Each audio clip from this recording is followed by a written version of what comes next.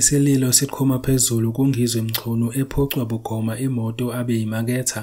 Abakwa-Jack Motors sebephoce uNgizwe Mchunu imoto abe yimaketha. Lokhu kulandela ukuthi ekhulume amazwi anokucwasa ngobuhlanga awabhekise kumholi we-EFF uJulius Malema nakwiqembu lakhe. Jack Motors Potchefstroom hereby distances itself from the tribalistic and divisive utterances of Mr. Ngizwe Mchunu. These utterances are condemned in the strongest of terms. As such, we have taken a decision to terminate our relationship with Mr. Ngizwe Mchunu and recall our vehicle from his possession. Every citizen has the right to live anywhere in South Africa and to freely commute across provinces without prior approval. Jack Motors Potchefstroom embraces this fundamental right of the people of our rainbow nation.